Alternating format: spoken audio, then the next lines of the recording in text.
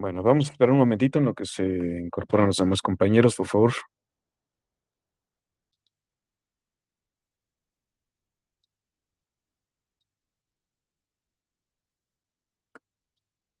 Buenas tardes, bienvenidos.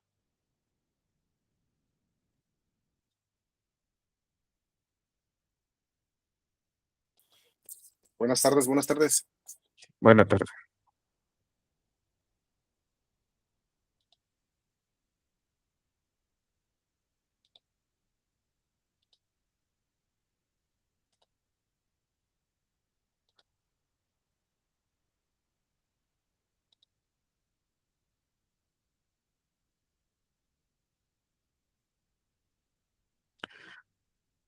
Bueno, vamos a comenzar.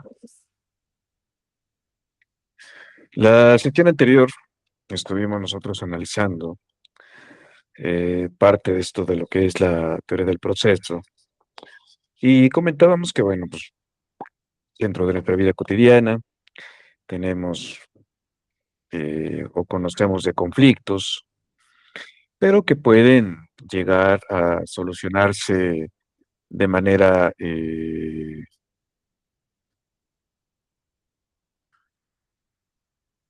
de manera, pues, voluntaria, de manera espontánea. Ujú. De igual manera, cuando este conflicto escala y es de interés para el derecho o que rebasa la esfera jurídica y que es de interés para el derecho, pues este se conoce como litigio.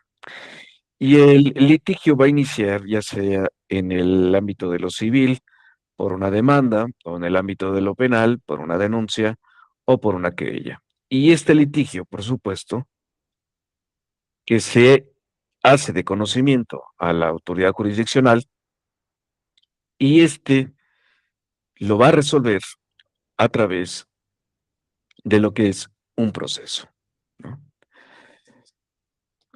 Dentro del litigio van a concurrir tres elementos importantes: la pretensión, la resistencia y la litis. Hablábamos, ¿no?, de que dentro de estos tres elementos, principalmente dentro de la pretensión, es lo que se va a convertir en el objeto central del proceso. La pretensión, recordemos que es la exigencia de la subordinación del interés propio al interés ajeno, ¿sí? Y voy a entablar una demanda por una pago de una pensión alimenticia. Entonces, serán el objeto de la litis la cantidad de el dinero que se tenga que imponer a la persona demandada, y por supuesto que la persona demandada tendrá u opondrá una resistencia. Y la cantidad es de 1,000 pesos, por poner un ejemplo. La resistencia consistirá en que esta pretensión puede o debe resistir, perdón, o debe disminuirse, ¿sí?, o en su defecto, igual se puede modificar, ¿no?, o el demandado se puede allanar totalmente a la pretensión de la parte demandante, ¿sí? Pero partamos de este hecho que la pretensión precisamente va a ser la parte central de este proceso, ¿sí?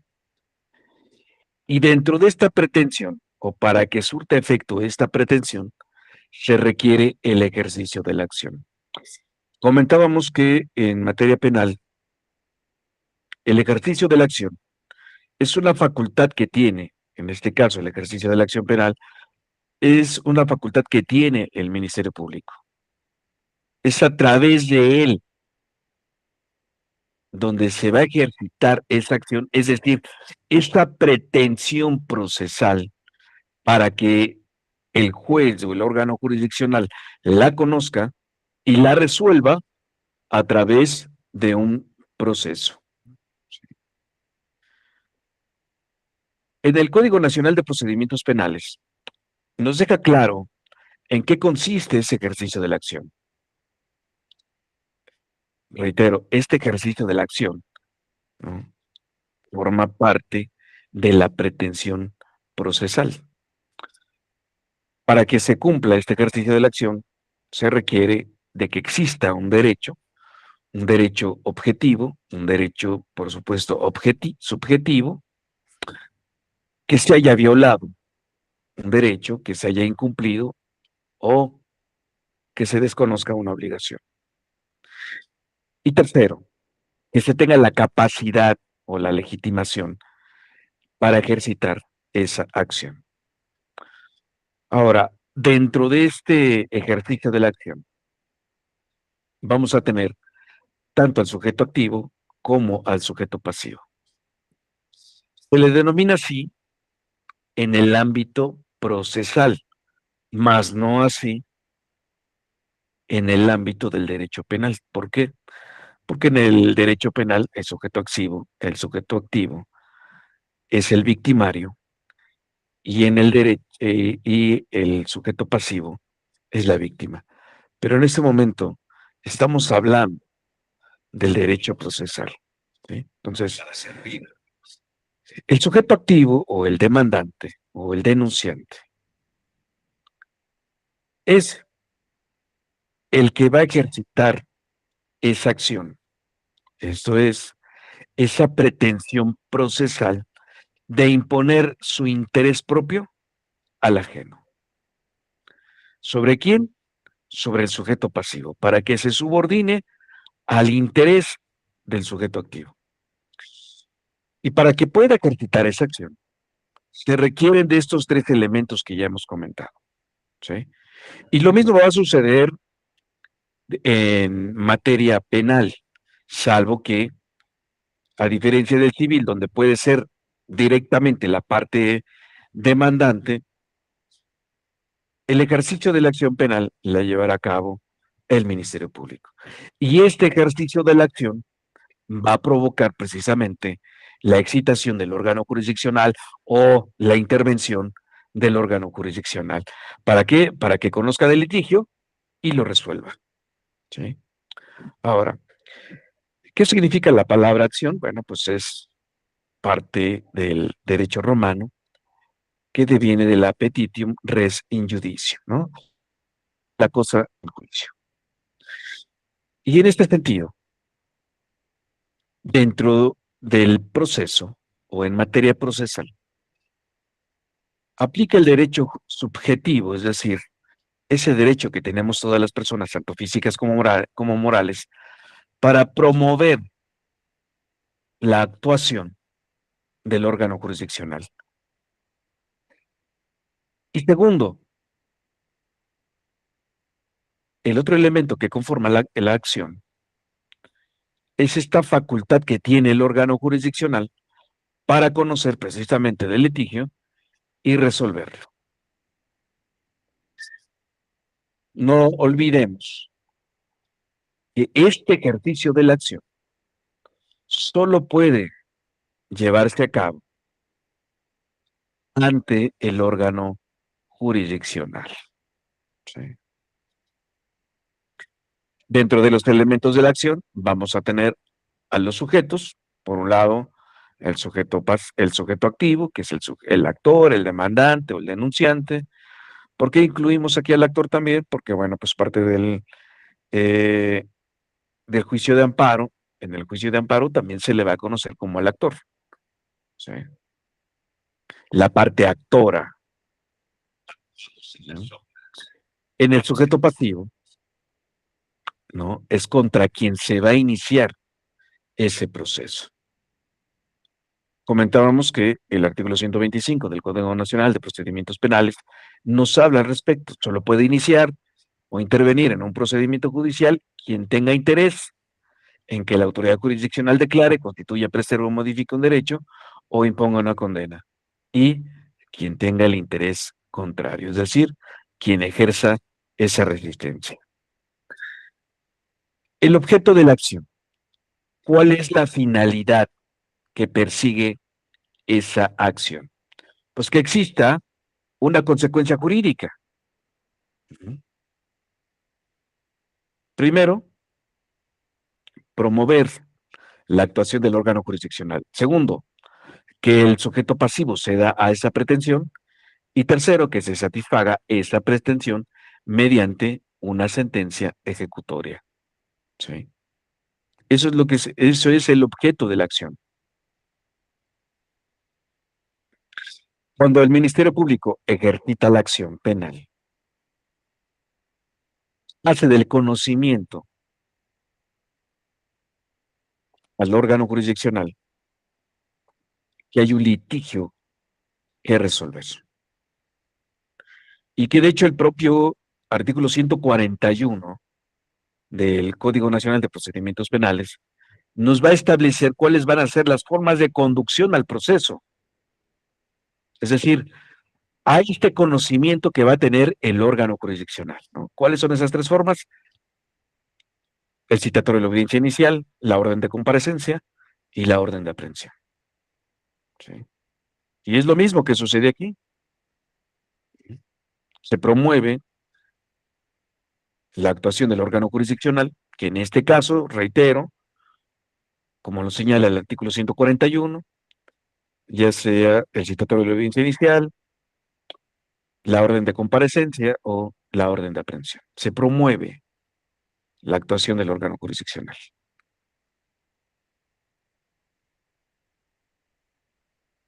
El segundo elemento es que el sujeto pasivo ceda a esa pretensión, que se le sancione, que se obtenga un efecto jurídico,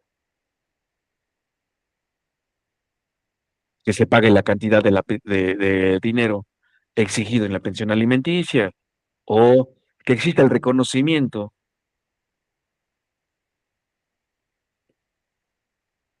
de un menor como hijo de alguien y sobre todo que se satisfaga esa pretensión a través de una sentencia. Se invoca también el derecho objetivo, ¿no? Es decir, la causa petendi, que, eh, la causa que se pretende. Y para ello se va a invocar precisamente este derecho vigente. Por favor, ¿alguien le puede pasar el link de acceso al compañero? Si me hace, eh, si puede proporcionárselo, por favor. Se supone que ustedes pueden entrar de manera directa hacia la sección. De hecho, tienen ustedes en la parte, en los mensajes fijados en el WhatsApp, tienen ustedes el link a través del cual ustedes pueden acceder. Pero si alguien, por favor, puede proporcionárselo al compañero, quizá no se ha dado cuenta de ello, entonces, por favor, háganselo llegar. Sí. Bueno, se invoca un derecho. Dentro de esta invocación del derecho objetivo, se van a aportar las pruebas. Es decir, se va a constituir los elementos estructurales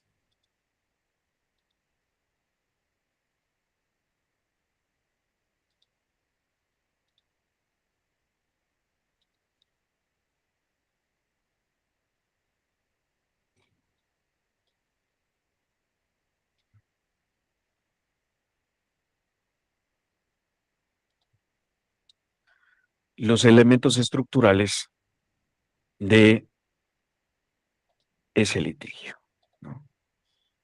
¿Cuáles van a ser estos elementos estructurales? El supuesto jurídico, los hechos y el material probatorio. ¿Sí? Que de hecho, también recuerden ustedes que dentro de la acción, o para que se ejercita la acción en materia penal, el Ministerio Público requiere de la construcción de su teoría del caso. Esa construcción de la teoría del caso tiene estos mismos tres elementos. ¿Sí? La teoría jurídica, que es el supuesto jurídico, la teoría fáctica, que son los hechos, y la teoría probatoria, ¿sí? Que son eh, esos materiales probatorios que se integran a la carpeta de investigación. Dentro de ese material probatorio o dentro de ese acervo probatorio, vamos a tener las documentales, las periciales y las testimoniales. Supuesto jurídico, ¿cómo actúa? Es el tipo penal, es la sanción. Y esos hechos, esta descripción de los hechos, tienen que encuadrarse dentro de ese supuesto jurídico o teoría jurídica. Y esos hechos ese supuesto jurídico tendrán que acreditarse a través de un material probatorio.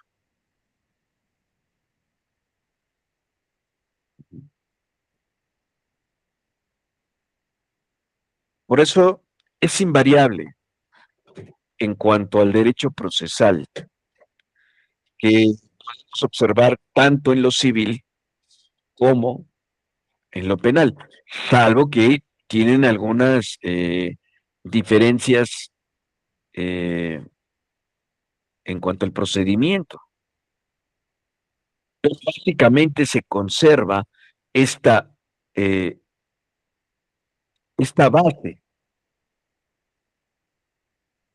este soporte en cuanto a los elementos estructurales que conforman la pretensión. Sí. Luego vamos a tener también la resistencia.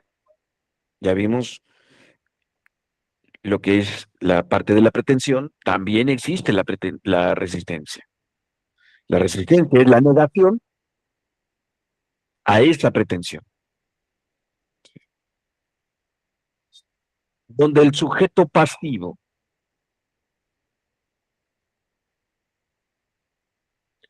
declara de manera volitiva o a través de su voluntad que no le otorgue la consecuencia jurídica de la pretensión. Yo no quiero pagar los 1,000 pesos de esa pensión, o por lo menos no lo que está solicitando, porque la madre trabaja.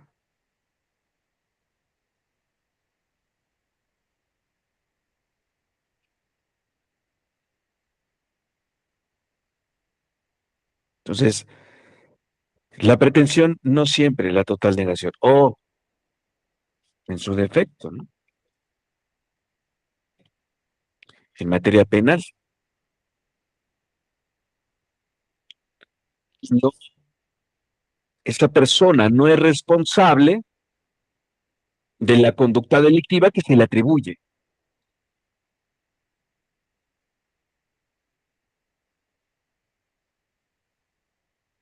Esta es la parte de la resistencia.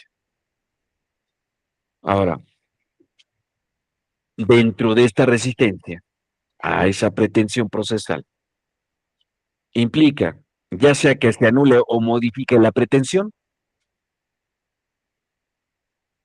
o se anule o modifique las consecuencias jurídicas.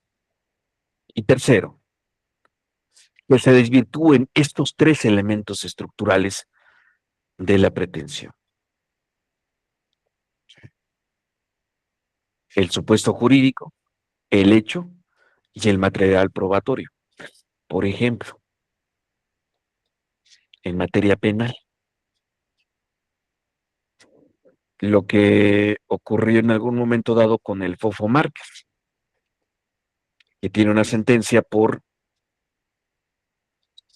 feminicidio en grado de tentativa. Él buscaba, a través de sus abogados, esos tres elementos: modificar la pretensión, modificar las consecuencias jurídicas, y cómo lo iba a hacer a través de desvirtuar el elemento fáctico, el elemento jurídico y el probatorio. Es decir, no niega que hubo un hecho delictivo, no lo niega. Lo que sí está negando es la pretensión, esta pretensión del Ministerio Público en cuanto al delito de feminicidio en grado de tentativa. Bueno, pues esto no se lleva a efecto,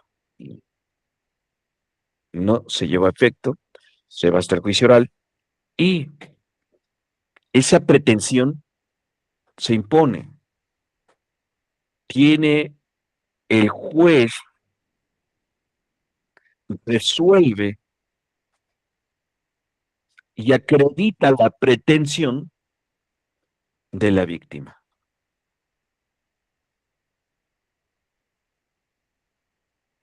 Por supuesto que a través del representante social, el Ministerio Público. Sí, sí. Perdón, profesor, no me quedó claro. ¿El feminicidio era pretendido por la víctima o fue por el Ministerio Público? No, obviamente, ¿quién representa a la víctima? El Ministerio Público. El Ministerio Público, ¿no? Eh, la víctima dijo, pues obviamente, al narrar los hechos, la víctima no conoce de derecho, no es técnica en derecho. Y aunque lo fuera, quien determina cuál es el tipo penal, pues es el Ministerio Público, así como, así como el asesor jurídico de la víctima, que es otro de los intervinientes dentro dentro del procedimiento, dentro del proceso penal. ¿Sí? Hay ocasiones en que el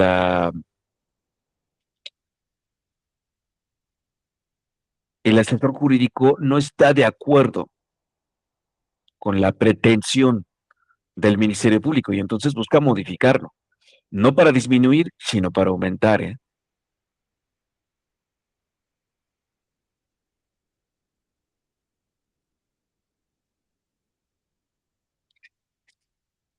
¿Cuál es la existencia en este sentido de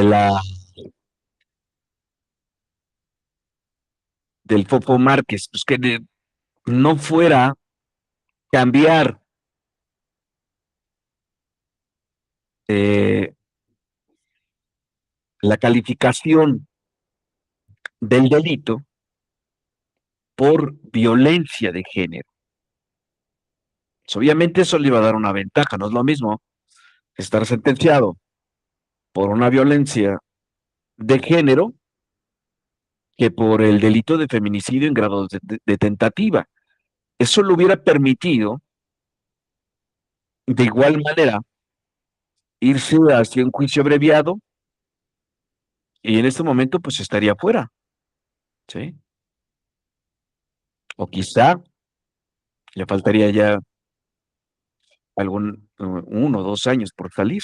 Sí, dígame. Sí, profesor, esto quiere decir a lo que está mencionando acerca del asesor jurídico, es que puede haber diferencias entre ellos en cuanto a al proceso, cómo lo puede llevar al Ministerio Público y el asesor jurídico puede intervenir en esos casos, o sea, como Sí, juez. Ok. ujú. Incluso o sea, todo el proceso, por ejemplo, del actor jurídico, porque también los ministerios públicos, o sea, tanto tanto la defensa como el Ministerio Público, pues son técnicos en derecho, ¿no? O sea, obviamente, ¿no? Son abogados litigantes. Bueno, lo mismo que el asesor jurídico. Puede estar, ¿no? En consonancia con lo que dice el Ministerio Público. Ujú. Sí, Este, con la calificación del delito. Pero igual tampoco puede estar de acuerdo, porque a lo mejor el Ministerio Público en un determinado momento puede decir, bueno, fue violencia. Y el asesor jurídico dice, no, no es así. Es feminicidio en grado de tentativa. E incluso se puede dar, ¿no? Audiencias donde el juez intervenga para que se solidifique la pretensión de la víctima a través de su asesor jurídico. en ese caso, profesor, decide ahorita que puso usted ese ejemplo, ¿quién decide? ¿La víctima? Bueno, ellos pueden apegarse a lo que dice su asesor jurídico o a lo Sí, que dice el MP, ¿no? sí, sí, sí, sí, Ah, sí. ok. Sí. Porque, por ejemplo, vamos a suponer en una sentencia, en una sentencia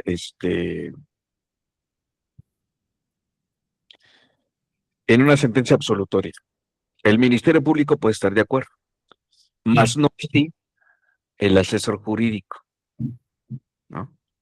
sí. Y entonces, ¿qué es lo que van a hacer?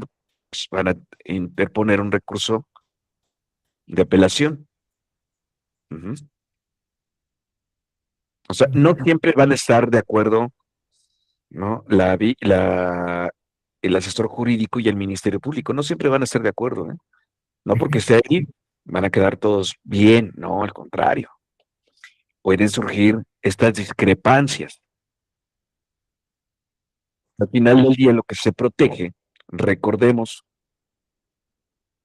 que aquí, el artículo segundo del Código Nacional de Procedimientos Penales, así como el inciso A en su fracción primera de la Constitución Política de los Estados Unidos Mexicanos, es que el culpable no quede impune y que pues, obviamente se haga justicia y que se le repare el daño a la víctima. ¿No? Ujú. Eso hablando de delitos graves, porque también hay, ¿no? Otros delitos que se persiguen por querella, por ejemplo, como el abuso sexual, ¿no? Entonces, en el abuso sexual, a lo mejor dice el Ministerio Público, bueno, la, la víctima, perdón, el imputado, pues ofrece, y esto ya me tocó, ofrece 1,000 pesos, ¿no? Para la reparación del daño. Pero a lo mejor de la pretensión de la víctima, pues es que no sean 1,000 pesos, ¿no? Que sean 2,000, 2,500. Pero bueno, son parte precisamente de este proceso, son parte del proceso. Por eso hablamos de que ajá, dígame, No, por favor, en el caso de feminicidio grave de tentativa, ¿hay arreglo económico? ¿Puede haber arreglo económico? en el homicidio, El feminicidio en grado de tentativa, de lo que estamos hablando ahorita. no, no. O sea, no hay un acuerdo reparatorio. O sea, sí le repara el daño a la víctima, por supuesto. O sea, no es lo mismo el acuerdo reparatorio que repararle el daño a la víctima. Porque la sentencia, por ejemplo, ¿no? como es un homicidio en grado de tentativa, no van a ser los 20, pueden ser 8 años, dependiendo. Pero aún así hay una sentencia. Dentro de esa sentencia se le tiene que reparar el daño a la víctima, ¿no? Y dentro, obviamente, el Ministerio Público va a exigir una cantidad, 100,000, 200,000 pesos. Ujú. Ahora, tampoco piensen que esa cantidad de dinero se le va a dar de manera inmediata. Los pagos, los pagos pueden ser incluso diferidos. ¿No?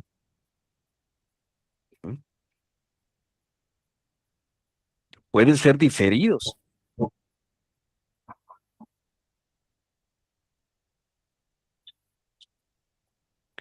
Por ejemplo, alguien que es trabajadora de un Liverpool. ¿Sí? Es trabajadora de un Liverpool. Vamos a pensar. Entonces ve un reloj valuado en unos 15,000 pesos. La detecta la cámara, ¿no? Se van se van al proceso. Y entonces, ¿qué es lo que dice qué es lo que dice la trabajadora? Llega a un acuerdo reparatorio. Ahí sí llega a un acuerdo reparatorio. Porque aparte el delito se cometió sin violencia. Es un robo patrimonial,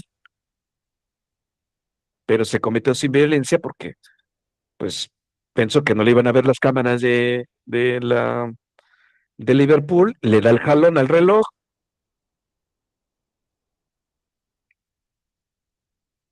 Por supuesto que se inicia una denuncia, bueno, en fin, ¿no? Y entonces, en la audiencia inicial, dice, bueno, a ver, el reloj está evaluado en 15,000 pesos, ¿no?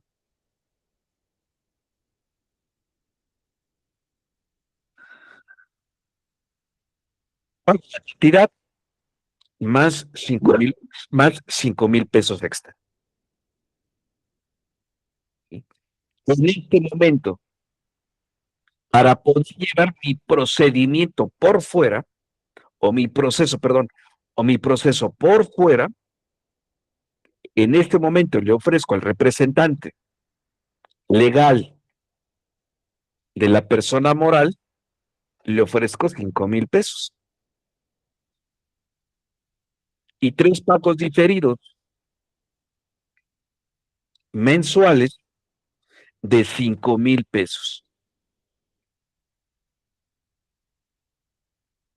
Claro que se le va a imponer una medida cautelar, que es ir a firmar,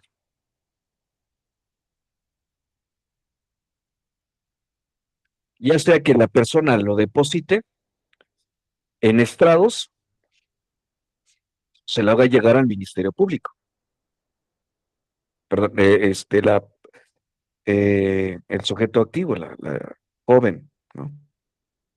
Bueno, una vez que se cubre esa cantidad, se extingue el ejercicio de la acción penal. Estoy poniendo varios ejemplos, ¿eh? Estoy poniendo varios ejemplos. Sí, dígame.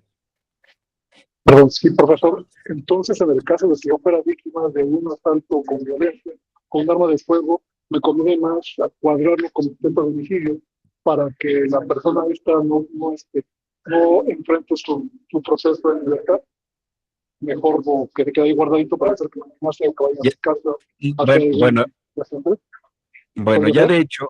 ya de hecho recuerda que en el párrafo segundo del 19 constitucional está el catálogo de delitos que ameritan prisión preventiva oficiosa. Sí. Ahí está el catálogo de delitos.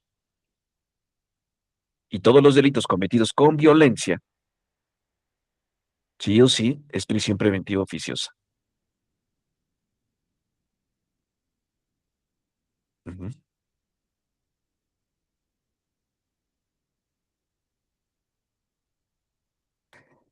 Un delito de prisión preventiva oficiosa no va a salir. Ujú. Gracias. Cuál es el que le van a imponer? No solamente es el robo, se va a ir por dos. No solamente es el robo, sino también la aportación ilegal de arma de fuego,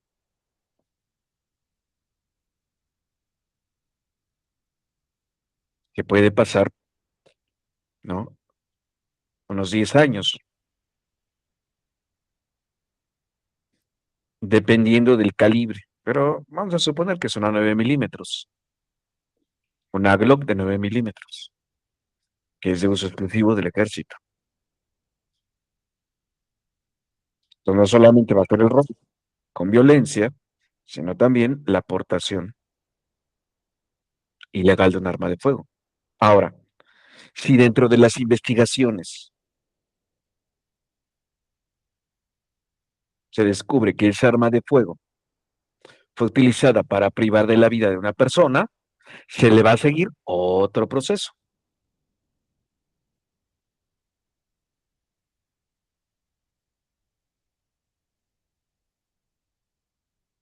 por homicidio.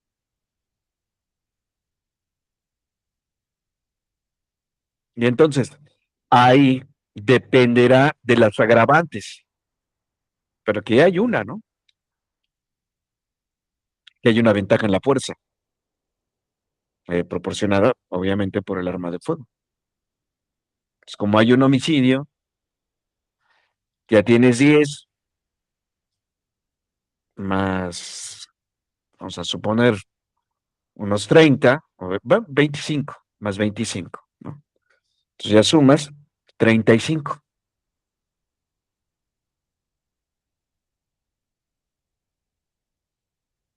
35 años, aprox.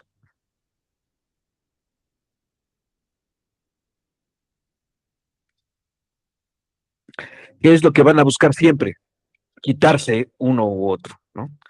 Quitarse los más leves para que no sea tan acumulativo. Entonces, por ejemplo, por la aportación de armas de fuego,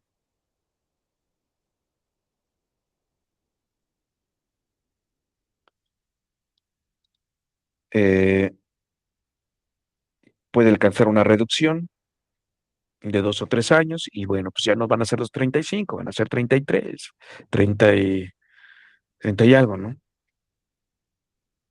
Ya se reduce. Y eso es lo que vamos a ver precisamente la siguiente semana, en cuanto a de los delitos en particular.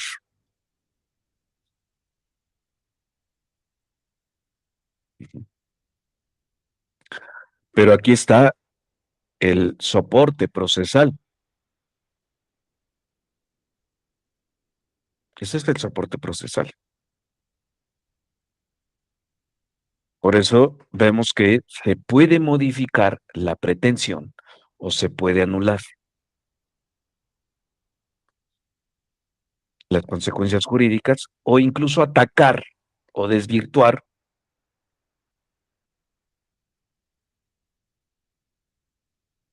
la teoría jurídica, fáctica y probatoria.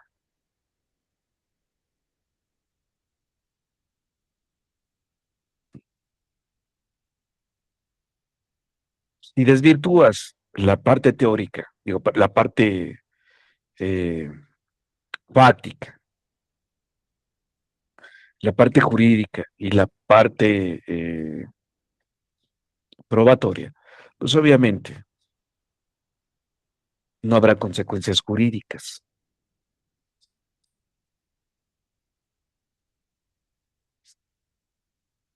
porque no se acredita ni por lo teórico, ni por la teoría jurídica, ni por la fáctica, ni por la probatoria.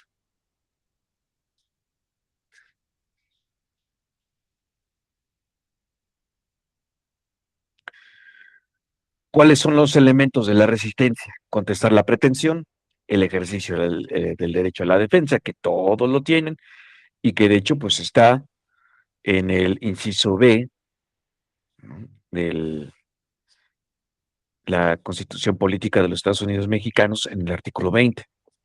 La competencia jurisdiccional en la materia. No vas a interponer una demanda ante el Ministerio Público, por supuesto que no. Una demanda de divorcio no la vas a interponer ante el Ministerio Público. La vas a interponer ante el juez de lo civil. Y la resistencia se va a ejercer a través de todos los momentos procesales.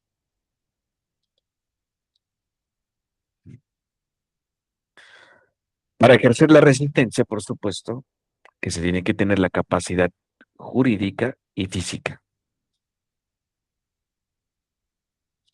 Acreditar la resistencia mediante elementos fácticos, jurídicos y probatorios, ¿no? Que es desvirtuar precisamente lo que está presentando la parte estructural de la pretensión, ¿no?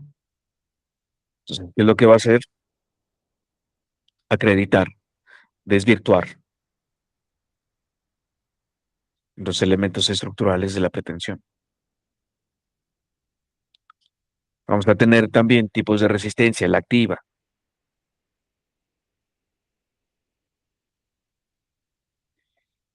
Cuando hablamos de una defensa activa, es que se busca desvirtuar o acreditar los elementos procesales de la resistencia o desacreditar los elementos estructurales, perdón, de la pretensión.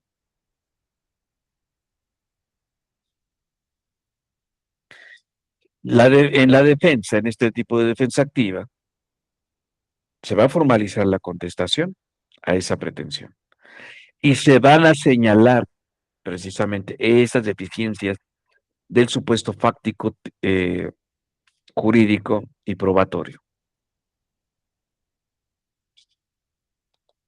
Lo que comentábamos la sesión anterior, ¿no? Y derivado de un control preventivo provisional, ¿no? Emerge un delito en flagrancia y hay indicios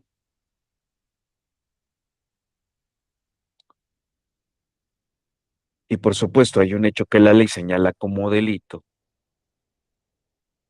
¿Qué es lo que va a ocurrir?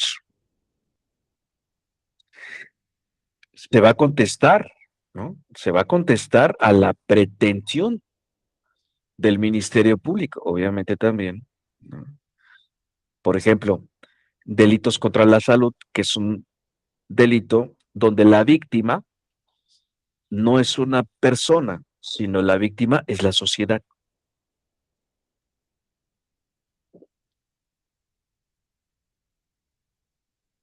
Pero, por ejemplo, lo que se va a atacar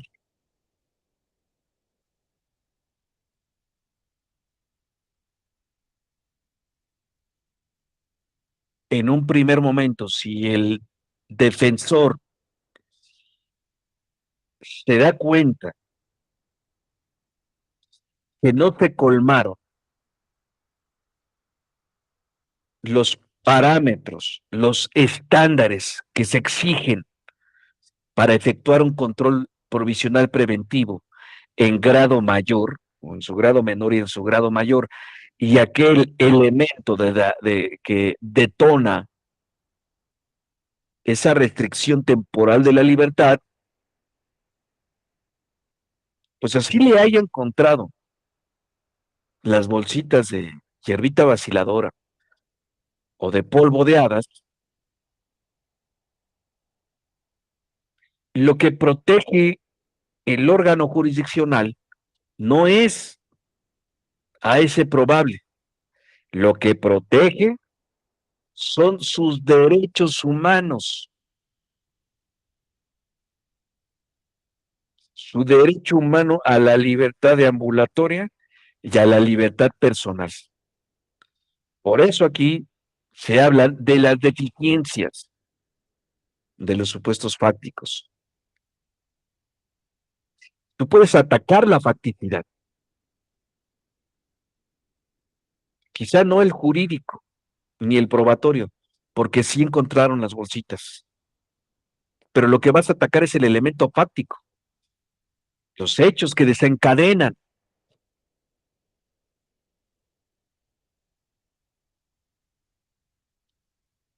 Y en el informe policial homologado, el primer respondiente le pone que lleva a cabo una revisión de rutina, ya desde ahí desacreditas, desvirtúas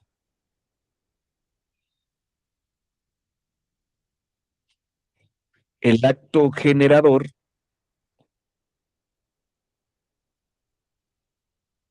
del, de ese control preventivo provisional.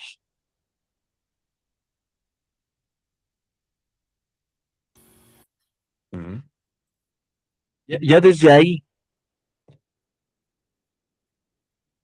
porque ¿qué es lo que lo motivó? ¿Qué es lo que desencadenó? No puede decir es que me pareció sospechoso, bueno, pero ¿en qué, a ver, qué debemos entender nosotros por sospechoso? O una conducta inusual o nerviosa.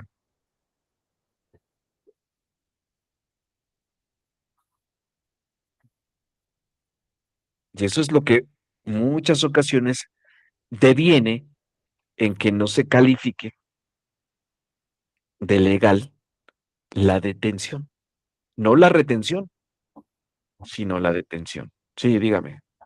Sí, profesor, en esto, bueno, pues, escuchando lo que menciona, podría ser en el caso de, ya sea de los elementos de la Secretaría de Seguridad o de la Policía de Investigación, en el caso de recabar elementos probatorios.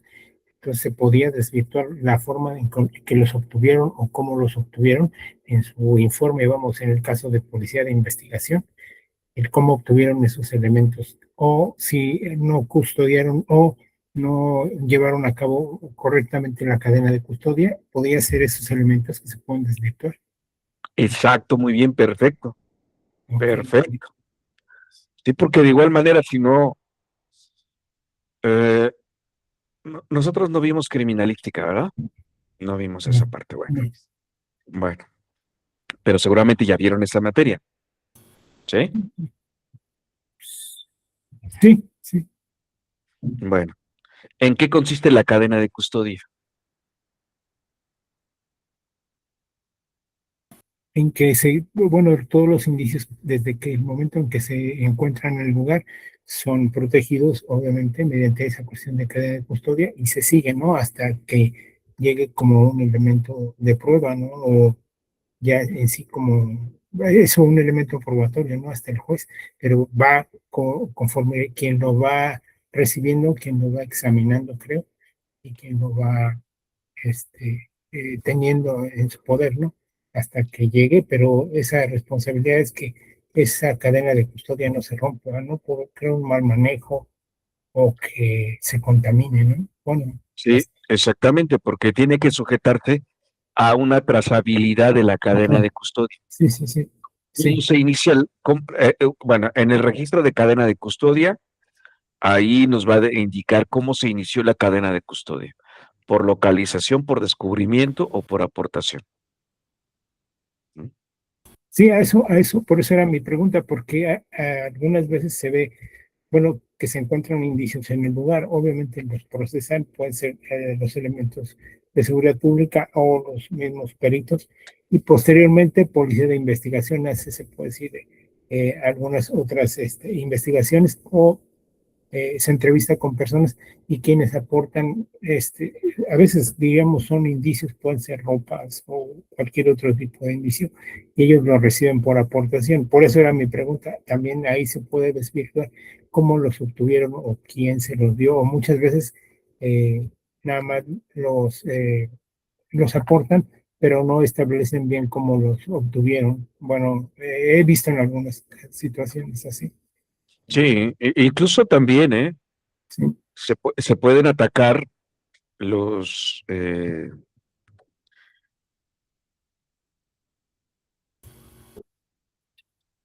las periciales, ¿no? Ujú, Los exámenes periciales se pueden atacar, porque o sea, el Código Nacional de Procedimientos Penales te exige que tengas título profesional en la materia de tu experticia. ujú, Bueno, a lo mejor quizá eres ingeniero, pero como sucede, como casi no sucede, ¿no? Pues bueno, te consiguieron una plaza de perito en psicología. ujú.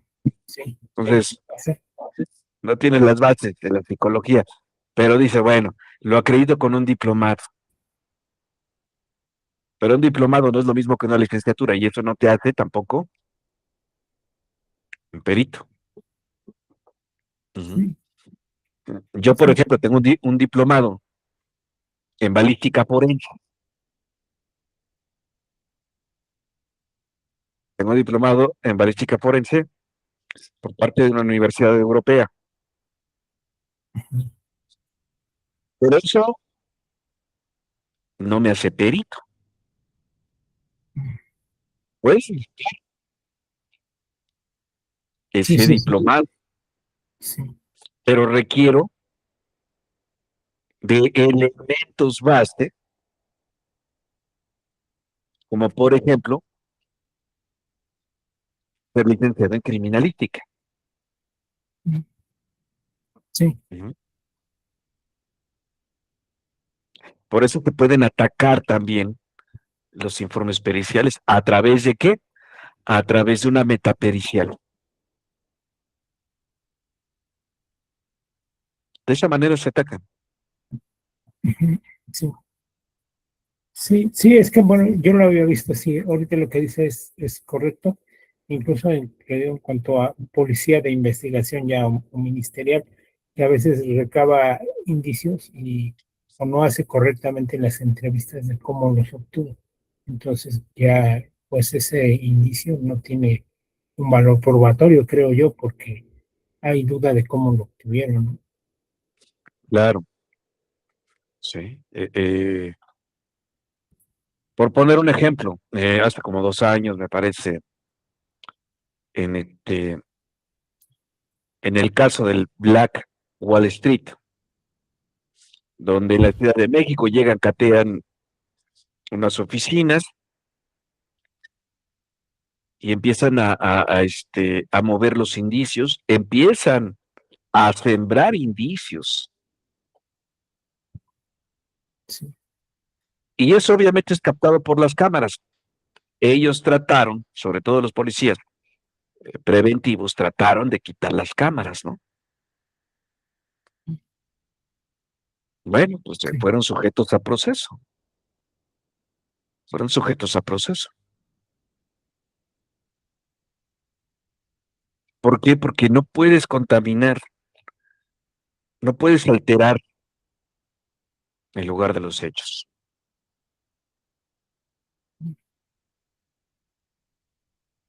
sí, De 2 a 8 en la Ciudad de México y de 4 a 8 a nivel federal, por un delito contra la administración o procuración de la justicia.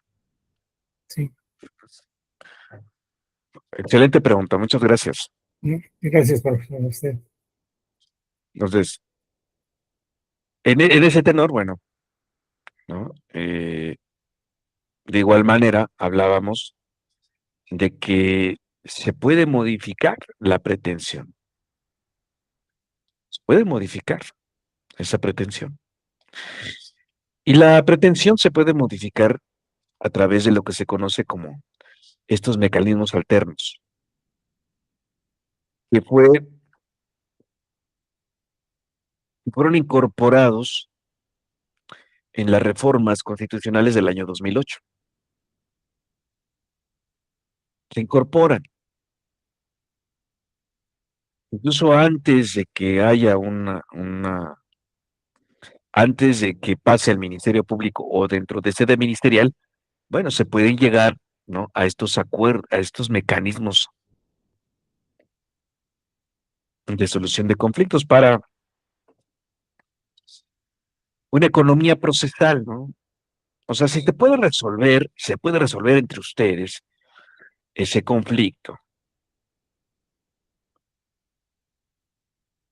Vamos a recurrir a la instancia correspondiente y podemos llegar a una mediación, a una conciliación, a un arbitraje o una negociación, ¿no?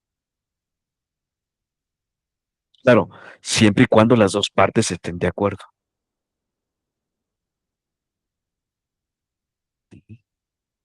Y entonces ya se modifica o se anula la pretensión.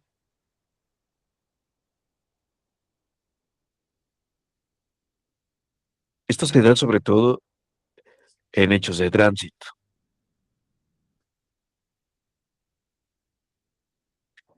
O tenemos también las salidas alternas al proceso.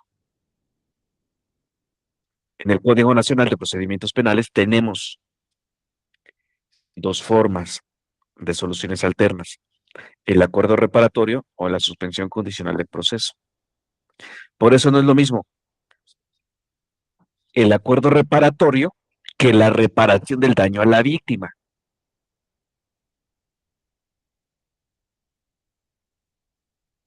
Un acuerdo reparatorio es lo que comentaba con esta joven de Liverpool, ¿no?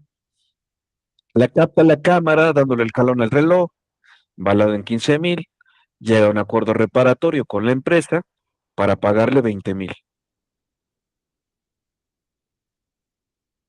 Claro que los pagos van a ser diferidos, mientras se le aplica una medida cautelar, no privativa de la libertad.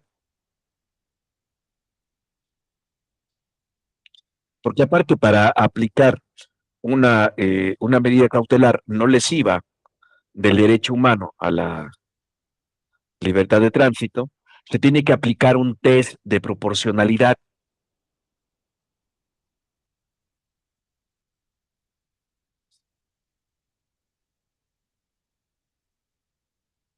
No todos los delitos, ¿eh?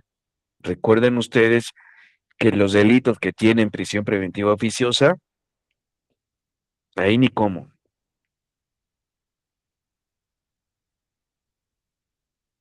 Pero hay otros delitos que sí. Ujú. Hay otros delitos que sí. Entonces, llegas a un acuerdo reparatorio, se te pone una medida cautelar para ir a firmar. Entonces, vas, depositas el dinero en una cuenta, o se lo das directamente al Ministerio Público y puede, este, puede llegarse, ¿no? A un a un no ejercicio de la acción penal.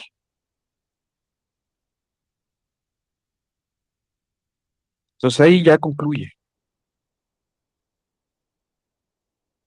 Se decreta el no ejercicio de la acción penal.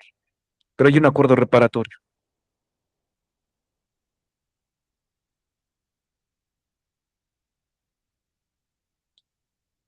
o una suspensión condicional del proceso. Bueno, me encontraron polvitos blancos.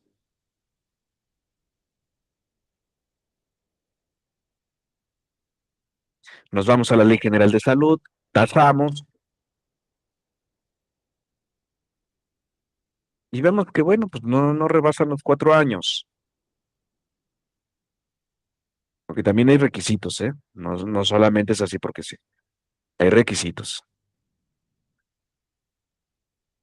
Entonces, ¿qué es lo que le digo? Y aparte porque también soy consumidor de ese polvito blanco o de la hierbita vaciladora, ¿no? Entonces, se llega ante el órgano juzgador, platica la defensa con el Ministerio Público, ¿sabes qué? Pues vámonos a una suspensión condicional del proceso, ¿no? Llegues a ese juicio de la suspensión condicional del proceso o a esa audiencia de la suspensión condicional del proceso y básicamente es decirle al juez, bueno, su señoría, me voy a portar bien durante el tiempo que usted determine, voy a tener un trabajo, diferentes situaciones.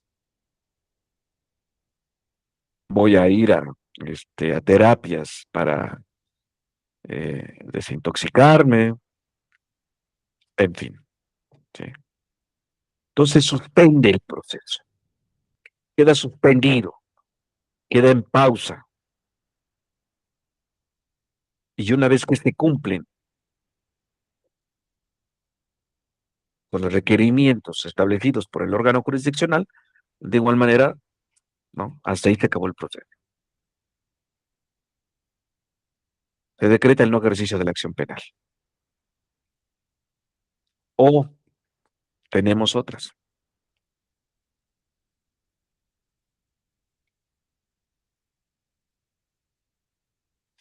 La forma de anticipadas del proceso, el procedimiento abreviado.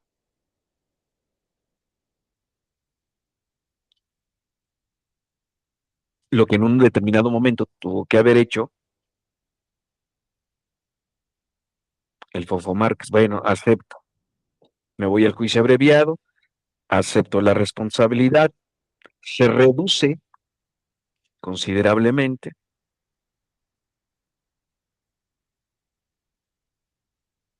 y en lugar de haberlo sentenciado, no recuerdo si fueron 13 años, se hubiera ido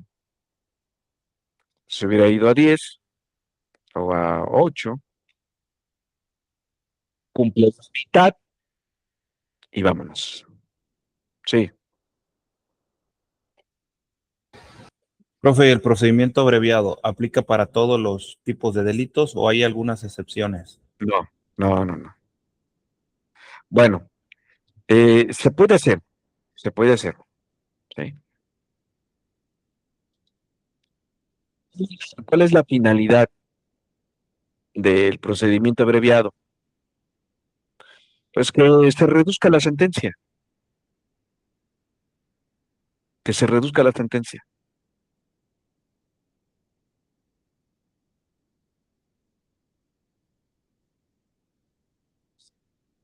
En el caso hubo dos mujeres involucradas en el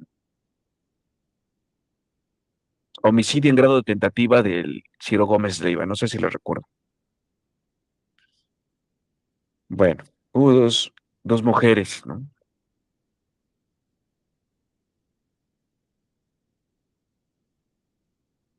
Entonces, por su grado de participación, ujú,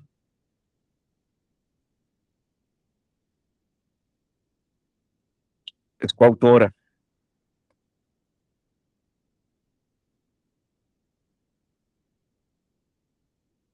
Y ya se va al juicio abreviado, estaba por 8 años, le dan 4, ya había pasado 1, le quedaban 3, ¿no? Y se acoge a los beneficios. ¿Y salió?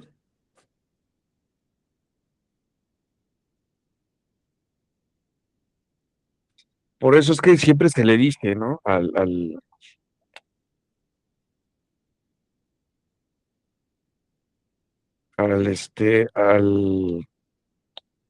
al imputado,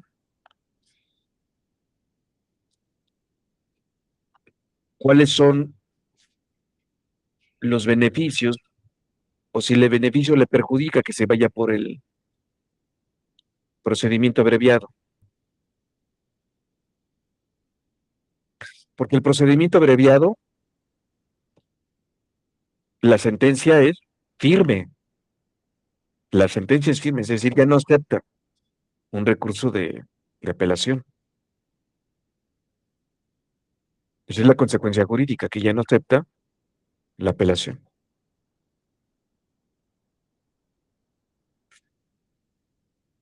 En cambio, te vas por todo el proceso, bueno, pues puedes llegar al juicio oral, hay una sentencia, pero puedes llevar a cabo la apelación.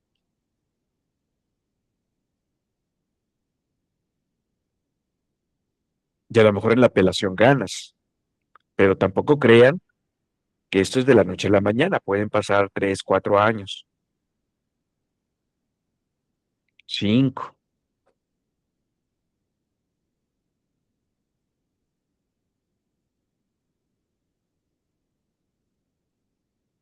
A lo mejor te la rebotaron en primera instancia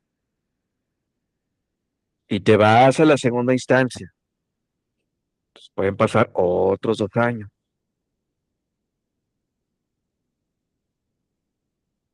Ujú.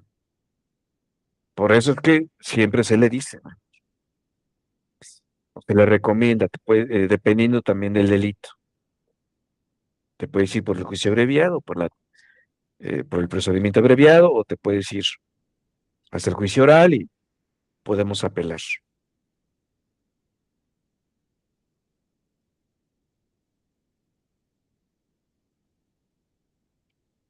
Depende, ¿no? Por eso, esa es la parte esencial. Estos son los pasos a seguir.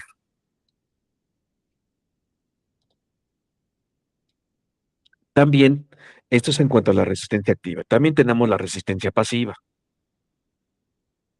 donde no te pronuncias ante la pretensión, ya sea a través del silencio o a través del allanamiento.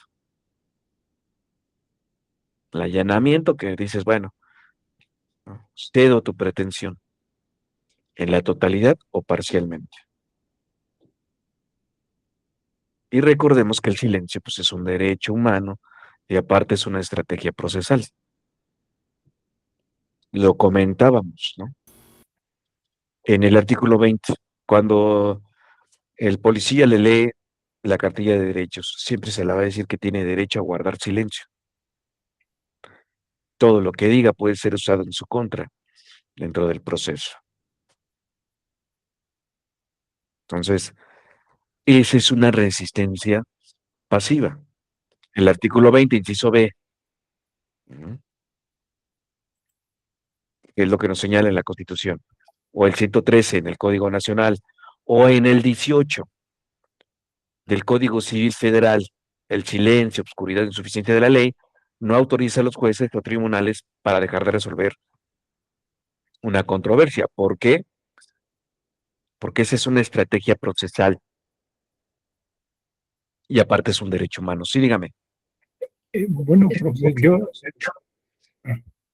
lo que he visto en la cuestión de, por ejemplo, personas de LGBTI, eh, por ejemplo, en el caso también de mujeres, o también en el caso de personas de grupos indígenas que hacen lo que dice usted, creo, no, eh, no se refiere a nada y tienen esa, como dijo, esa resistencia pasiva y posteriormente ellos argumentan los beneficios que les da la ley como pertenecientes a esos grupos de diferente tipo. Es eso, bueno, supongo que es válido, pero esto que dice usted es una estrategia, eso es lo más conveniente en el caso de esos grupos. Por eso es que se le dice dentro de los derechos, Sí. tiene derecho a guardar silencio. Si usted es extranjero o pertenece a una comunidad de pueblo originario, tiene derecho a un traductor, porque tú no puedes emitir una declaración si no es ante la presencia de tu abogado defensor. Sí, Sí. sí, sí, sí. Que obviamente, recuerden ustedes que en el sistema mixto, pues era la prueba, ¿no? Es decir, la declaración del imputado. Sí. No, aquí ya no. Aquí necesitas tu abogado. Por eso en las comunidades indígenas, los pueblos originarios, se necesita de un traductor o de un extranjero. Un traductor. Sí, ¿No? Y eso es por es ello la... que luego solicitan la reposición del juicio, la Ujú. reposición del procedimiento. Sí, claro. Ah, ok. Sí, gracias. Sí, se suspende la audiencia en tanto llegue un traductor, No, sí, porque no, si no habla español, ¿no? Ahí va a estar el problema. sí, Ujú. Y sí, es un derecho que tienen todas las personas. sí, sí, sí, sí. Muy bien, excelentes preguntas. Gracias. Gracias.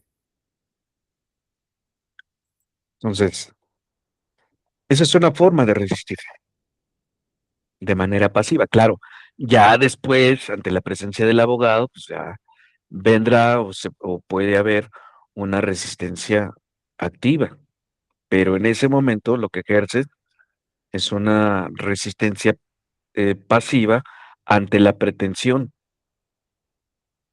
¿Mm? Y tenemos la litis. Ya vimos la resistencia, ya vimos la pretensión y el otro elemento, el tercer elemento, que es la litis, ¿no? Es decir, es el elemento central del litigio. Son los hechos, pretensiones o derechos que que el órgano jurisdiccional debe resolver durante el juicio.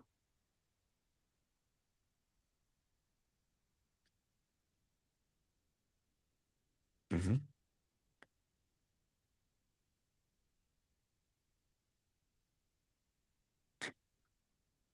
Esta litis o deviene precisamente del conflicto de intereses entre las partes.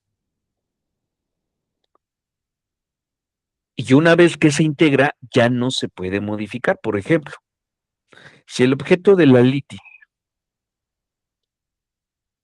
es la en un divorcio, si el objeto de la litis es un bien inmueble, ujú,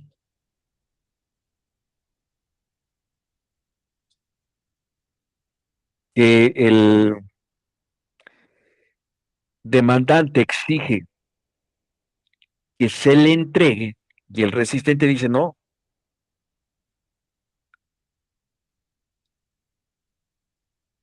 bien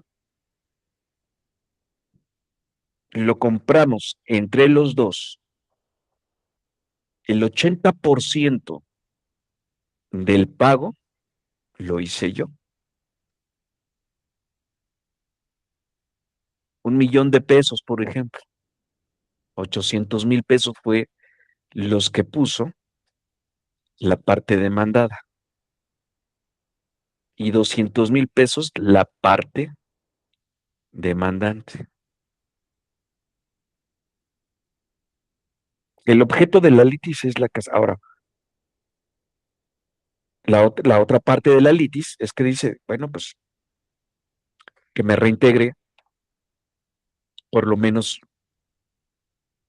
un 60% o que renuncie a a otros bienes muebles o inmuebles, o a otros bienes muebles o inmuebles. Ese es el objeto de la litis, ya no se puede modificar.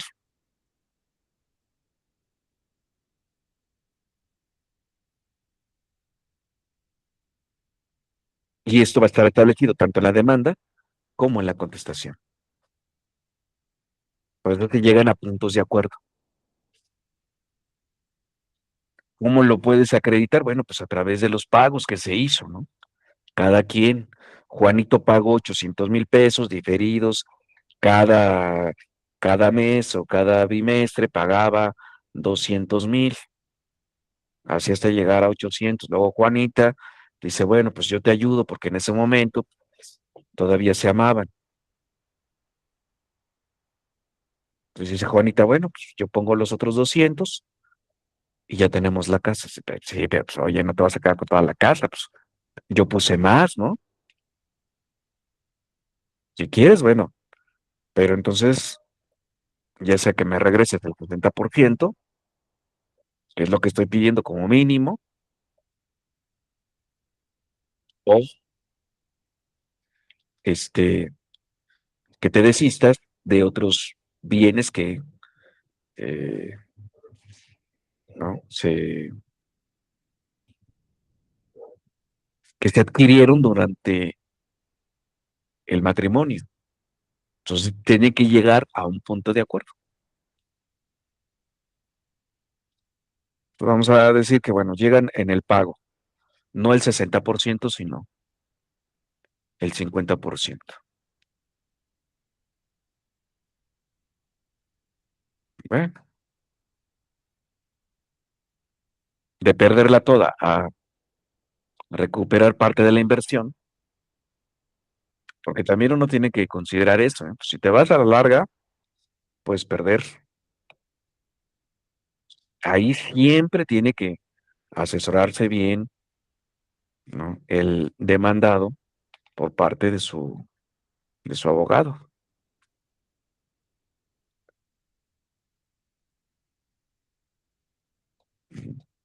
Ahora, ya llegamos aquí a esto del procedimiento, ¿no? El procedimiento son actos ininterrumpidos, que en un primer momento lo lleva a cabo una autoridad administrativa.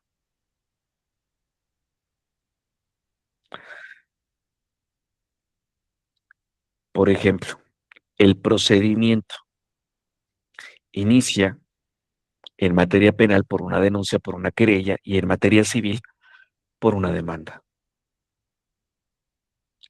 Y se va a llegar hasta una sentencia, pero esa sentencia no causa ejecutoria de manera firme, sino que todavía dentro de este procedimiento se pueden llegar a recursos de apelación o de impugnación. Pero el procedimiento siempre lo va a iniciar la parte administrativa.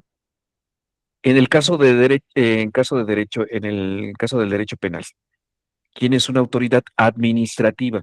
El policía o el Ministerio Público. Son autoridades administrativas, ¿eh?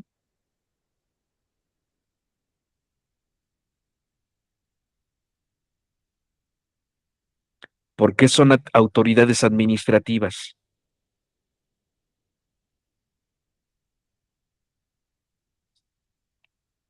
¿Por qué es una autoridad administrativa el policía y por qué es una autoridad administrativa el Ministerio Público?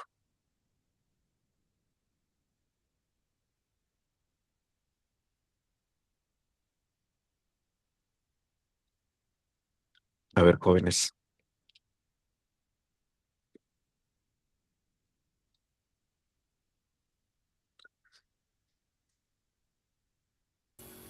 Po- Porque ellos son los representantes sociales nada más, son los que eh, integran nada más, investigan el delito, ya el juez es el que se encarga de sentenciar, es por eso. Sí, así es. Y aparte porque el policía y el Ministerio Público forman parte de las instituciones de seguridad pública. Y la seguridad pública es un servicio público que forma parte de la administración pública,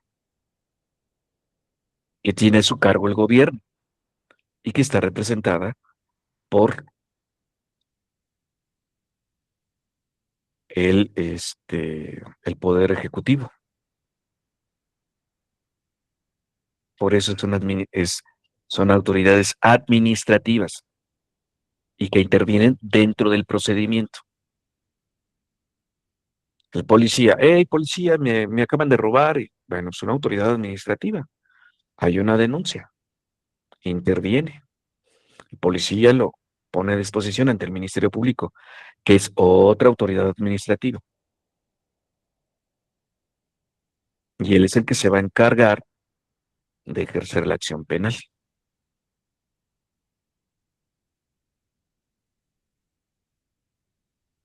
Ahora, eso es el procedimiento, el proceso. Ya dentro del proceso, ya interviene, ahí sí, el órgano juzgador.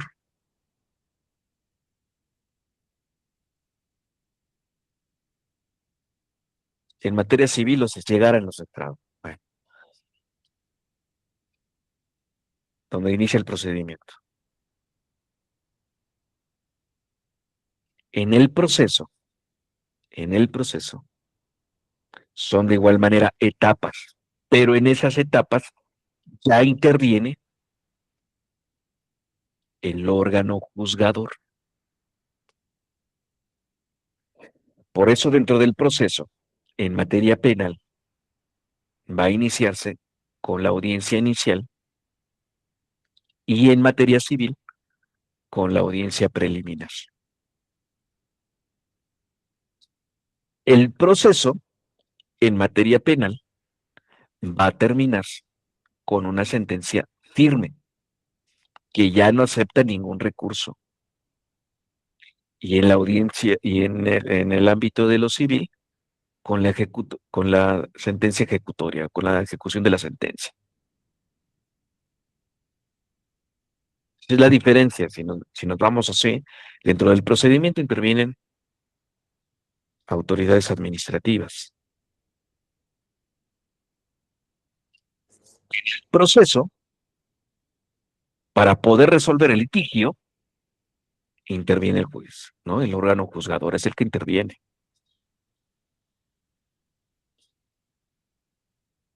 ¿Cuál es su forma de intervenir? Pues resolver sobre la litigio que originó el litigio. ¿Llevamos bien? Bueno, ¿cuáles son las etapas del proceso? Tenemos una etapa postulatoria.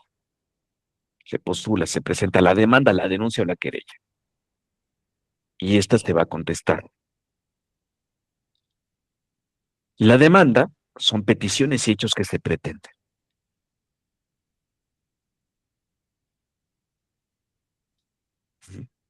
La demanda, la denuncia o la querella son peticiones y hechos que se pretenden. Y la contestación es la respuesta, donde se acepta o se niegan los hechos. Esta es la contestación. Tenemos una demanda, una denuncia, una querella. Esta se va a contestar ante el órgano juzgador y el órgano juzgador va a afirmar o a negar la litis, que fue lo que originó el litigio. Aquí les voy a poner un ejemplo. ¿Sí? En materia civil de lo familiar. Demanda. Emilia exige a Benito, su expareja, el pago de una pensión alimenticia del 40% de su salario para su hijo Robertito. Ujú. Benito va a contestar que no puede pagar el 40% de su sueldo porque tiene dos hijos más con su actual pareja y además tiene gastos médicos para el cuidado de la salud de su madre. Entre ambos, entre los gastos que tiene con sus hijos, más el cuidado de la salud de la mamá, son gastos que ascienden a 8,000 pesos mensuales. Y él gana 12,000 al mes.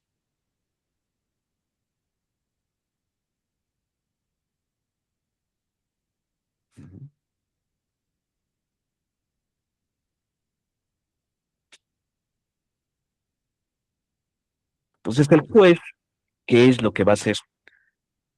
Va a establecer esa litis. ¿Cuál es la litis?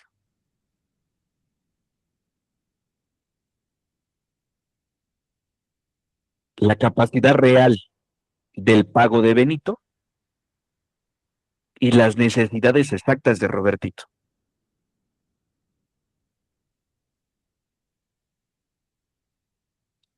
Ustedes han visto esos memes que hace la inteligencia artificial con Schubert y Fiona, pues es igual.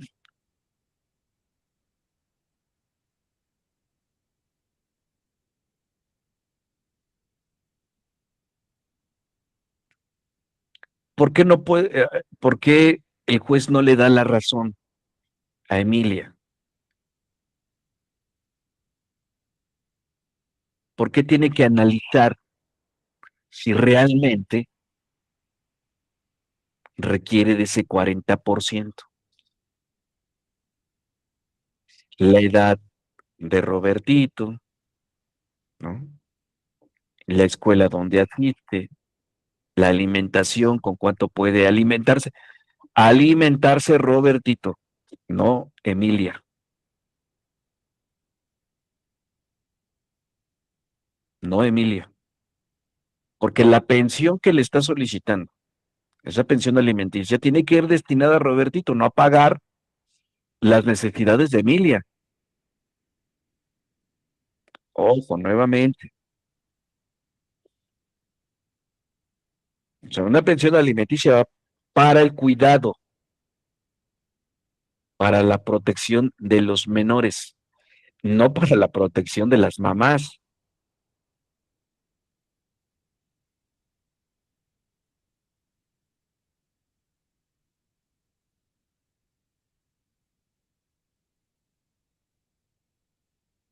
El grado escolar,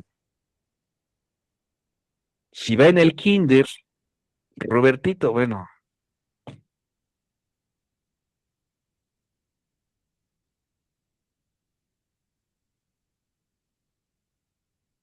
tampoco puedes dejar en estado de indefensión a Benito.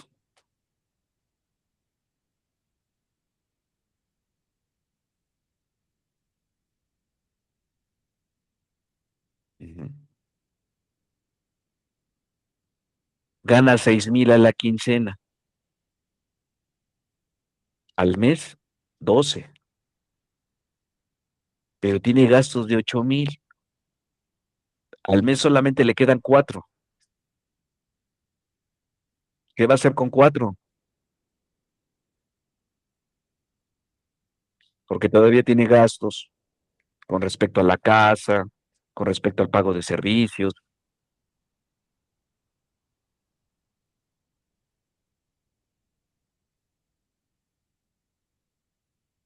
No está negando que Robertito tenga necesidades, eso no lo va a negar. Si hay necesidad de Robertito, de que se le dé una pensión a Robertito, pero también tiene que ver en no dejar en un estado de indefensión a Benito, pues no.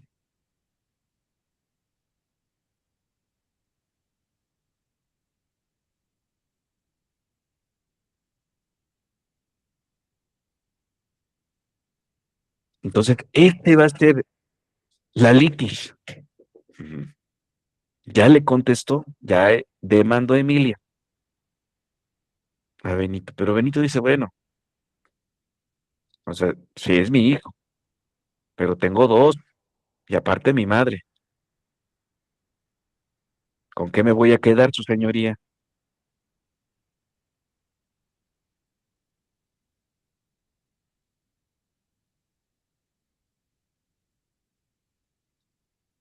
Y entonces ahí es donde entran las partes estructurales, los hechos, el derecho objetivo, y pues, acredito a través de notas del médico, porque sí tengo seguro social, pero pues, no cubre realmente, o no tienen todo el medicamento, y un medicamento pues me sale muy caro.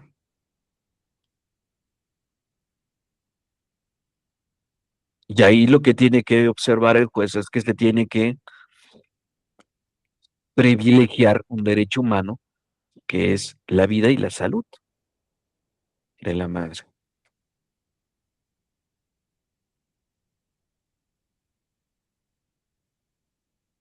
Y también tienen que observar, ¿no?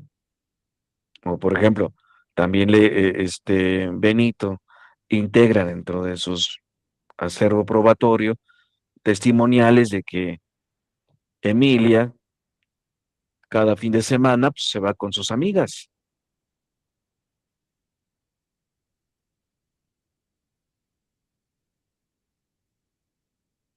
No está peleando, por eso se fija la litis, no está peleando la patria potestad, porque la patria potestad ya la cedió, sino es el dinero.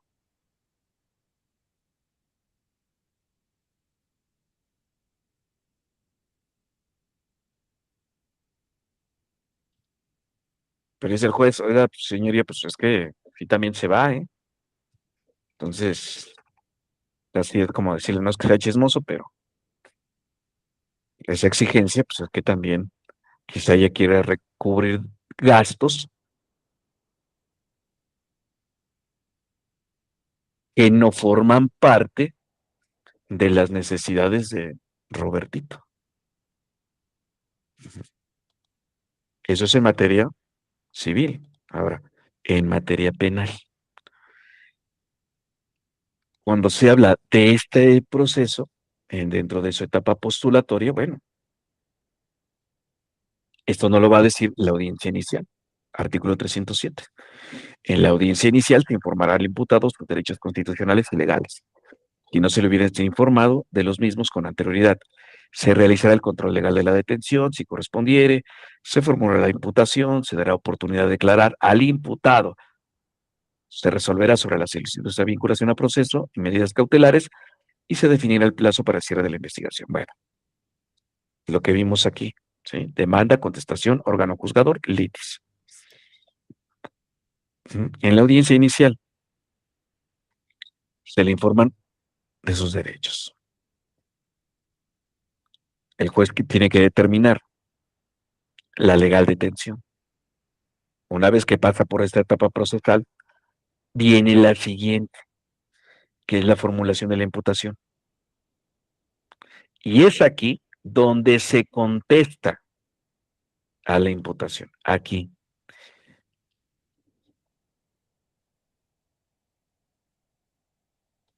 Lo que hizo Benito fue contestar a la demanda. Bueno, pues aquí se da la oportunidad de declarar al imputado.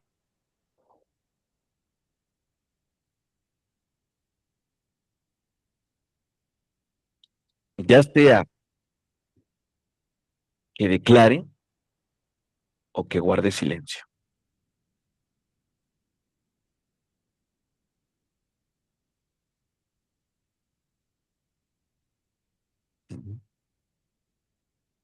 Después de eso vendrá la solicitud de vinculación a proceso, la aplicación de medidas cautelares y el plazo de cierre de la investigación. Esta es la primera parte del proceso en materia penal. Pero aquí nosotros podemos observar que se le da la oportunidad de contestar.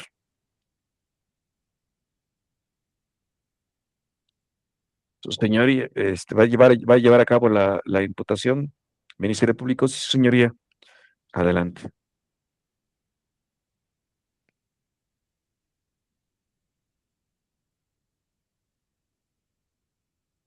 Imputado, o señor Juanito Pérez. En este momento, delante de su señoría, y su abogado le hago saber que se está llevando a cabo una investigación penal en su contra por el delito tal.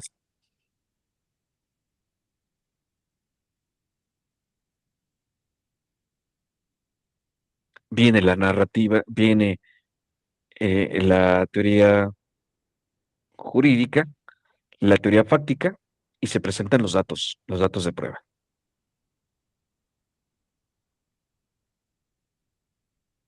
Entonces, ¿qué es lo que le dice al juez?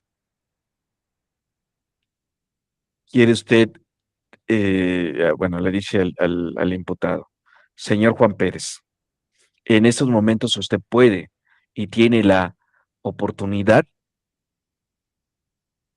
de declarar, pero le hago a saber a usted delante de su abogado y de acuerdo con lo que él le diga, que todo lo que pueda decir aquí puede ser usado en su contra o también tiene el derecho a no declarar. Es decir, le dé la oportunidad de contestar a esa imputación.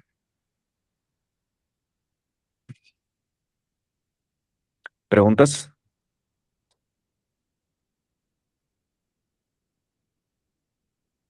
Ok. Bueno, entonces tenemos la etapa postulatoria, ¿no? Demanda, contestación y el órgano juzgador fija la litis. Después tenemos ya la etapa probatoria.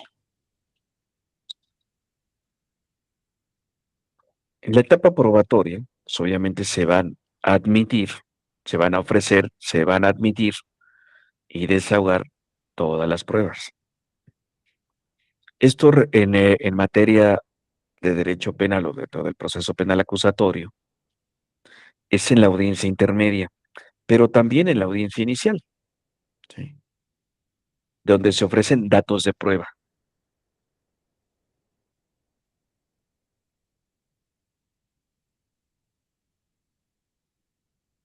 O incluso durante la audiencia de la vinculación a proceso, donde la defensa puede ofrecer también pruebas o material probatorio que desacrediten lo presentado por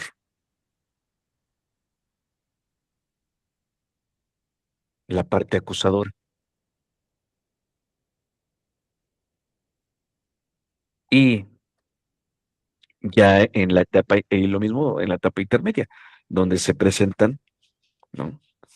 ¿Cuáles van a ser los medios de prueba? Ah, pues tenemos medios de prueba como, sí, dígame,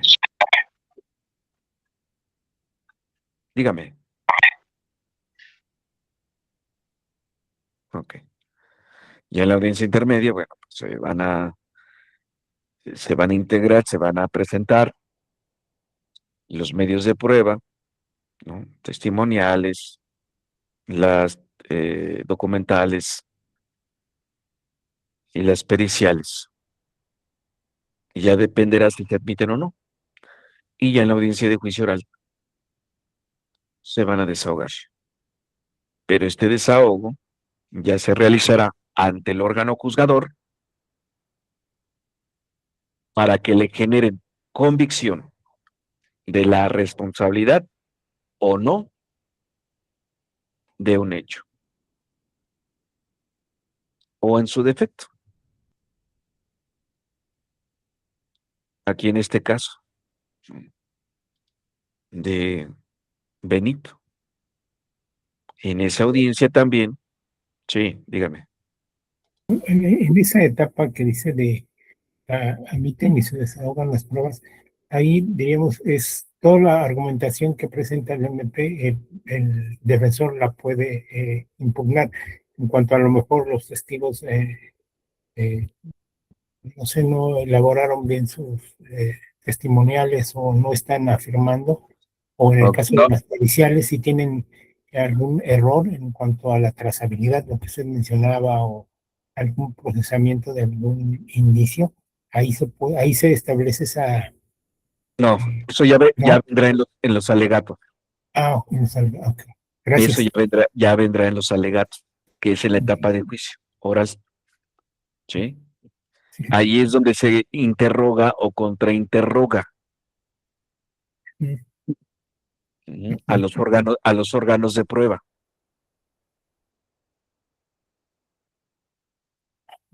Por Y eso, y en un momento dado podría ser la misma víctima, ¿se puede?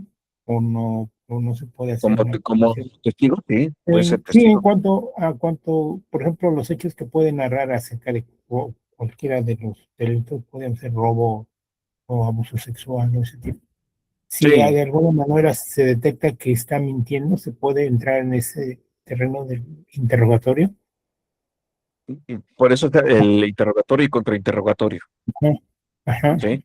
No es tanto que haya sino demostrar contradicción, no si está ok, mintiendo o no, porque no ok, es el objeto no es el objeto de la litis, sino que entra en contradicción, ¿no? ajá, Juanita Pérez dice que en en su testimonial dice que ella estuvo de testiga el día de los hechos a las 11 de la noche, pero en ese momento que se le está interrogando dice que a las 11 de la noche del día tal estaba viendo la televisión. sí, ajá. Hay contradicción en lo que ella dice, ¿no? Exactamente, hay una contradicción. Por ejemplo, que es un órgano de prueba. O hay también, ¿no? A los policías aprensores que les interroga. Y ahí es donde truenan muchas ocasiones, ¿eh? Ahí es donde truenan. Porque no solamente se le van a preguntar sobre los hechos, sino se le va a preguntar, se la interroga en cuanto al conocimiento de sus funciones. Es ahí donde en muchas ocasiones los abogados defensores encuentran esos resquicios donde están asentando una cosa en su informe policial homologado, en su entrevista, y ya cuando se la interroga, dice que es otra cosa. Y como a veces no se acuerdan, ahí es donde truena todo. No si están mintiendo, no, eso no es el punto, Ok, sino que se señala la contradicción en la que encuentran. ok, sí, gracias, sí. Ujú. Y ya después de esa etapa de alegatos, vienen los alegatos de apertura, los alegatos de cierre, y viene la etapa de resolución. Ujú. En esa etapa de resolución, los argumentos y las pruebas desahogadas ante el órgano juzgador determinarán su convicción, ya sea que acredite la pretensión o que acredite la resistencia. Y va a emitir una sentencia. Ujú. Pero todavía no acaba. Aquí termina el procedimiento, pero no el proceso. Ujú.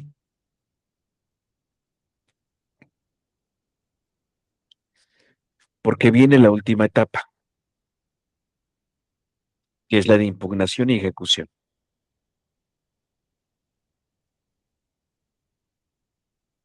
Lo comentábamos hace un momento, ¿no? Se puede impugnar o apelar la sentencia, porque todavía no ha quedado firme. Una vez que se agotan ya los recursos de impugnación o apelación, hay una ejecución de la sentencia firme. O sea que ya no tiene ni cómo presentar algún recurso. Juicio de amparo indirecto, indirecto, ya no hay. Entonces hay una ejecución, hay una ejecutoria de la sentencia firme. Y ahí quedó. Ahí concluye el proceso. Ujú. Por eso es que la propia Constitución, en su párrafo segundo, nos habla de este derecho humano que es el debido proceso. Nadie podrá ser privado de la libertad o de sus propiedades, posesiones o derechos, sino mediante juicio seguido ante tribunales previamente establecidos, en los que se cumplan las formalidades esenciales del procedimiento y conforme a las leyes expedidas con anterioridad al hecho.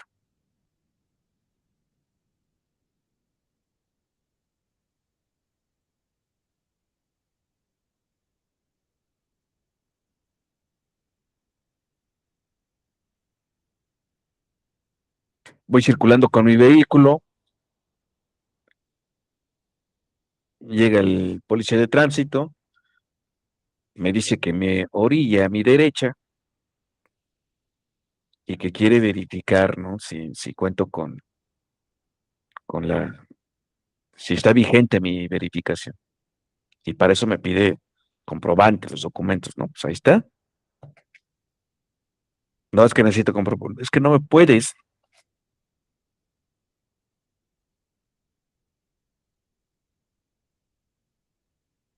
solicitar esto, no solamente por el 14, sino también por el 16 constitucional, por el acto de molestia.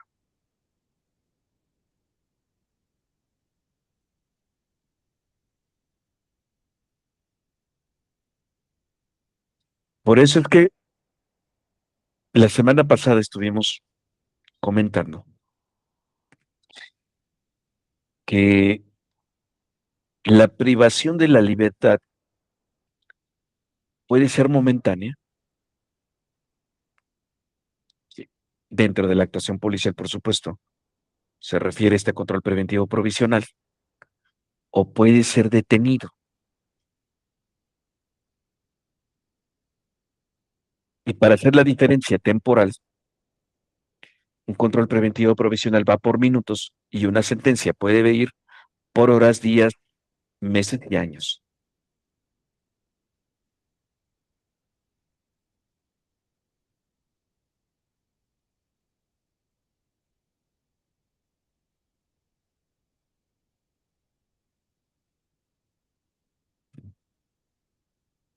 Pero hay algo muy importante aquí, en el que se cumplan las formalidades esenciales del procedimiento y conforme a las leyes expedidas con anterioridad al hecho. Por eso es que estas formalidades esenciales del procedimiento en materia penal deben colmarse por una denuncia o una querella. Si no hay denuncia, no hay querella, ¿cómo inicio la investigación del delito? ¿Cómo lo inicio?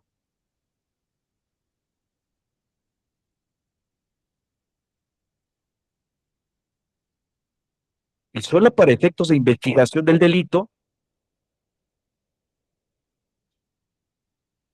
podría llevar a cabo un acto de molestia, pero este tiene que estar fundado y motivado, si no, ¿cómo? Y eso es lo que muchos compañeros policías no terminan por comprender.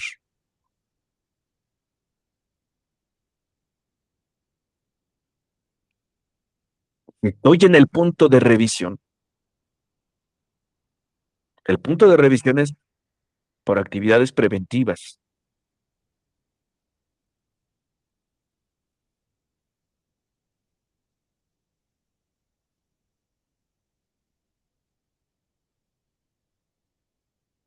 pero la prevención del delito no me acredita, no me faculta totalmente para efectuar un acto de molestia. El acto de molestia es la inspección. Puede efectuar, sí, un control preventivo provisional en grado menor, pero no en grado mayor. Y para que se efectúe el control preventivo en grado mayor, debe existir una sospecha razonable que me lleve entonces sí a efectuar una investigación y por ende al acto de molestia denominado inspección, inspección de persona.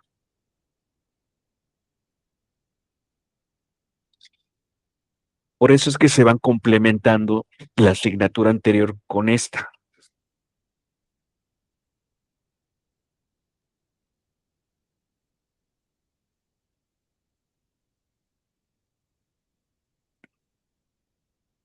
El artículo 148 del Código Nacional de Procedimientos Penales es claro en ese sentido.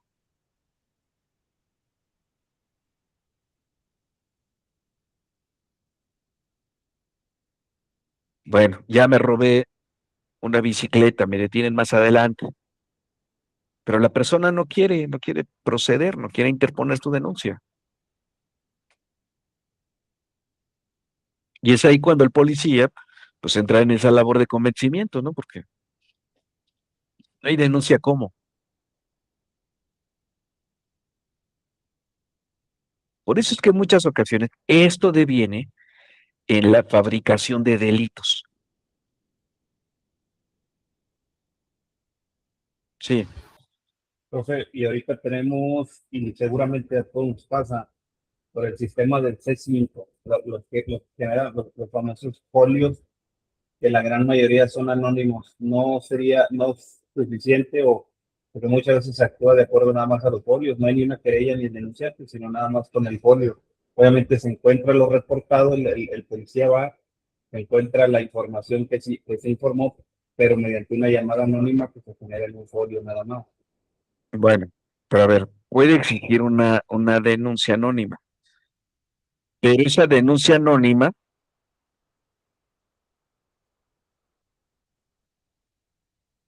se tiene que, este, se tiene que llevar a cabo también ante el Ministerio Público. O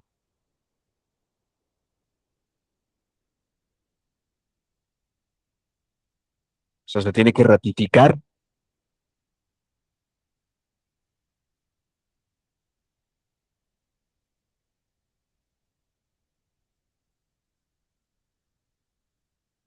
Si no se ratifica, ¿cómo?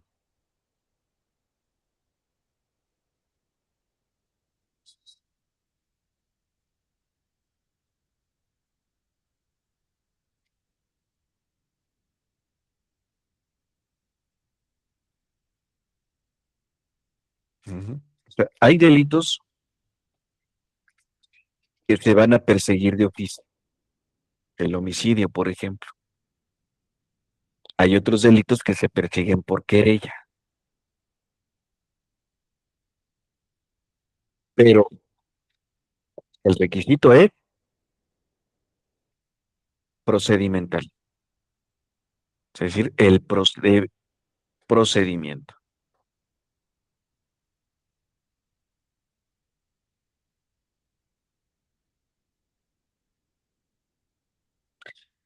Yo en ese momento, a través de la computadora, digo, es que Juanito Pérez me acaba de extorsionar. Bueno, pues ya lo subo. ¿Qué es lo que me va a arrojar el sistema? Pues que tengo que ir a ratificar.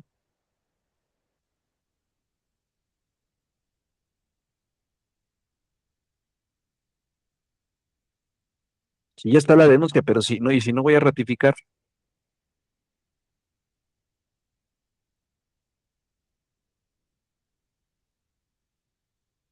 Por eso hay delitos también, ¿no? Como en el caso de desaparición de personas, que hay un protocolo, hay un denunciante de que ha desaparecido una persona. Y en ese momento, ahí sí, tiene que iniciar la investigación la policía y el Ministerio Público.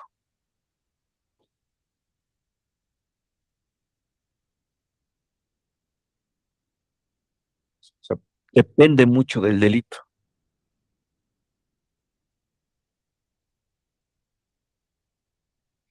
pero siempre deben partir. O sea, ¿cómo me voy a divorciar si no he cumplido con el requisito procedimental de iniciar la demanda de divorcio? Yo le puedo decir a la tóxica en este momento, ¿sabes qué? Me quiero divorciar de ti. Ya estoy harto, ya me voy a divorciar de ti.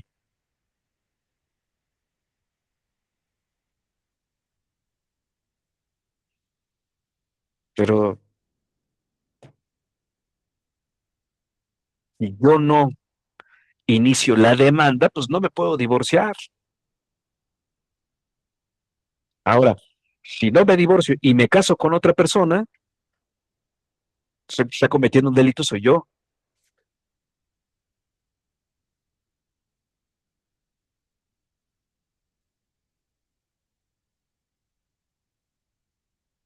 Ujú.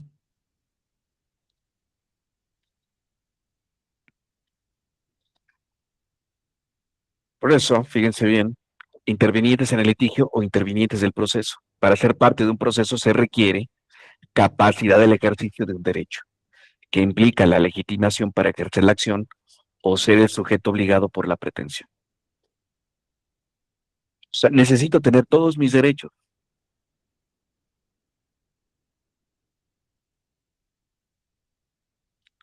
El artículo 38 te dice en qué momento se van a suspender derechos o prerrogativas del ciudadano. Por ejemplo, si yo quiero ser candidato e interpongo una denuncia porque el Instituto Nacional, lo que es el INE, el Instituto Nacional Electoral, no quiere recibir mi candidatura, pero resulta que tengo una sentencia porque soy deudor alimenticio. Pues claro que ese derecho no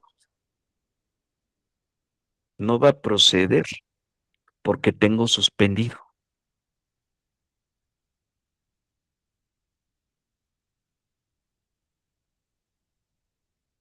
Ujú.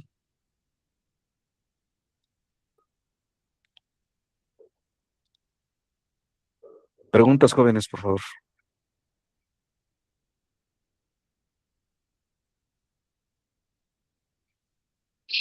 Todo claro, aquí, por favor, gracias. Bueno,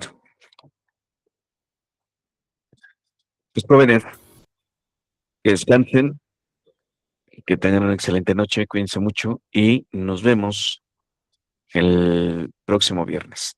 Cuídense mucho. Que tengan buena noche. Gracias. Buenas noches. Buenas noches a todos.